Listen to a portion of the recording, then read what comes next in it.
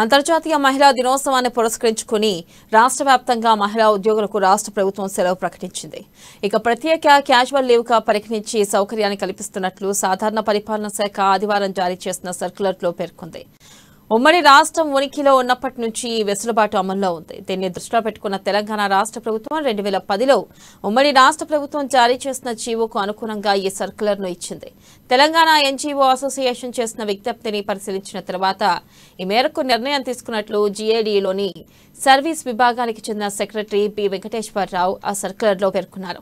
కొన్ని విభాగాల అధికారులు ఉమ్మడి రాష్ట్ర జీవోను అమలు చేయడం లేదని టీఎన్జీఓ నేతలు గుర్తు చేయడంతో ఇకపైన ఈ సర్క్యులర్కు అనుగుణంగా అన్ని ప్రభుత్వ విభాగాల అధికారులు దీన్ని అమలు చేయాలని స్పష్టం చేశారు.